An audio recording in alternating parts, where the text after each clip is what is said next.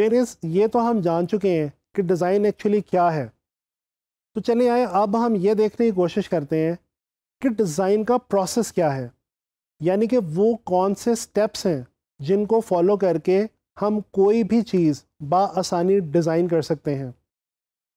आपको मैं यहाँ पे एक और बात बताता चलूँ कि डिज़ाइन किसी प्रॉब्लम को तो सॉल्व करता ही है, लेकिन इसके साथ साथ ये एक ऐसा प्रोसेस भी है जो किसी भी प्रोडक्ट या सर्विस की वैल्यू में भी इजाफा करता है। दोस्तों, स्टैनफोर्ड यूनिवर्सिटी के एक प्रोफेसर रॉफ फास्ट ने आज से कुछ साल पहले एक थ्योरी पेश की जिसका नाम है design thinking process. Design thinking process के अंदर रॉफ फास्ट ने 5 से 6 ऐसे स्टेप्स डिफाइन कर दिए जिनको अगर आप फॉलो करें तो आप कोई भी चीज़ बहुत आसानी के साथ डिज़ाइन कर सकते हैं। दोस्तों, दुनिया में एक बहुत बड़ी डिज़ाइन बनाने वाली कंपनी है ईडीओ। ईडीओ के फाउंडिंग मेंबर डेविड केले और उसके सीईओ टिम ब्राउन ने भी आगे चल के डॉक्टर रॉफ फास्ट की इस थ्योरी को ना सिर्फ सेकंड किया बल्कि इसको डिज़ाइन के अंदर बहुत ही ज़्यादा मुआवन और मददगार कहा। चले आए हम एक काम करते हैं, हम डिज़ाइन थिंकिंग प्रोसेस की मदद से डिज़ाइनिंग के प्रोसेस को समझने की कोशिश करते हैं। डिज़ाइन के प्रोसेस का जो पहला स्टेप है वो है कि आप उस प्रॉब्लम को डिफाइन कर लें जिसका सॉल्यूशन आप ढूंढने के लिए निकले हैं। दूसरा स्टेप है एम्पैथी। इस स्टेप के अंदर हम अपने टारगेट ऑडियंस के बारे में इंफॉर्मेशन कलेक्ट करते हैं। ट्रेनर्स, यहाँ पे आप लोगों को मैं रुक के बताना चाहूँगा कि टारगेट ऑडियंस किसे कहते हैं। टारगेट ऑडियंस का कॉन्सेप्ट डिज़ाइन के अंदर बहुत ही ज़्यादा अहमियत का हामिल है। टारगेट ऑडियंस एक्चुअली वो लोग हुआ करते हैं जिनके लिए आप एक्चुअली वो डिज़ाइन बना रहे हैं। मिसाल के तौर पे अगर आप चाइल्ड लेबर के हवाले से एक डिज़ाइन बनाना चाहते हैं किसी पोस्टर का, तो वो लोग जिनको आपने वो पोस्टर प्रेजेंट करना है या जिनके आगे वो पोस्टर आपने शो करना है वो आपके टारगेट ऑडियंस कहलाएंगे।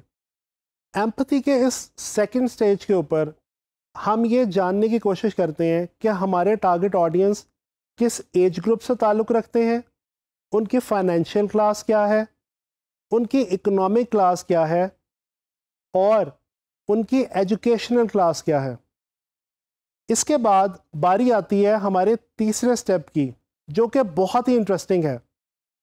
ये तीसरा स्टेप है आइडिएट। जी, आइडिएट का मतलब है ब्रेनस्टॉर्मिंग करना या आइडिया को एनालाइज करना। लफ्ज़ आइडिएट निकला है आइडिया से, यानी कि आइडिया डेवलप करना। प्रॉब्लम डिफाइन हो गई, टारगेट ऑडियंस के बारे में पता चल गया।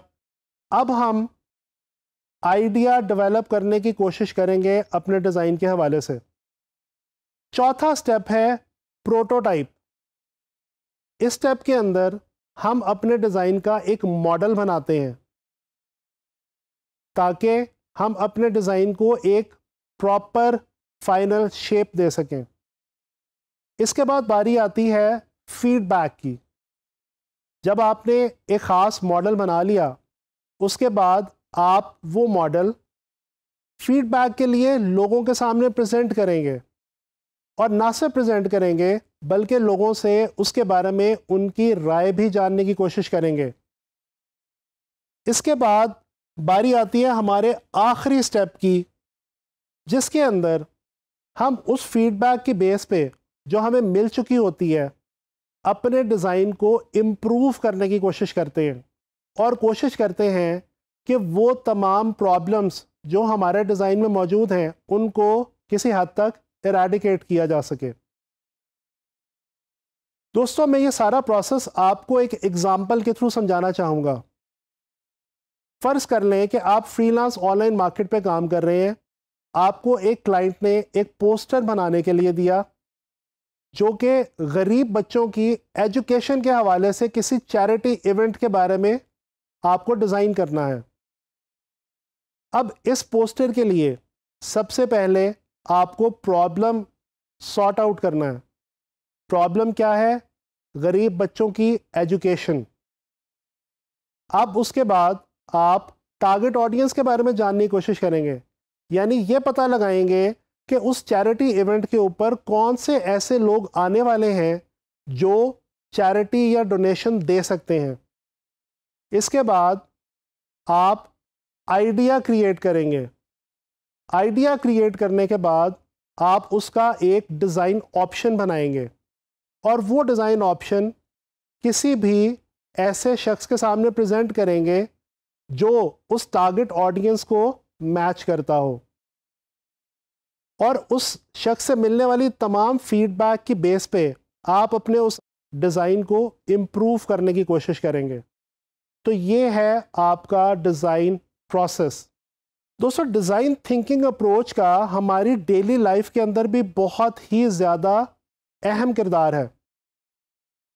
डिज़ाइन थिंकिंग प्रोसेस को इस वक्त अमेरिका, ऑस्ट्रेलिया और कनाडा जैसे बड़े ममालिक में बहुत ही ज़्यादा पजीराई हासिल हो चुकी है, और वहाँ पे कोशिश ये की जा रही है कि स्कूलों, कॉलेजों और यूनिवर्सिटीज़ के अंदर स्टूडेंट्स के अंदर डिज़ाइन थिंकिंग प्रोसेस को इंजेक्ट किया जा सके और उनको इस काबिल बनाया जा सके कि वो अपनी डेली लाइफ में फेस किए जाने वाले डिफरेंट प्रॉब्लम्स को सॉल्व करने की कोशिश करें और इस तरह से नई चीज़ें डिज़ाइन करें।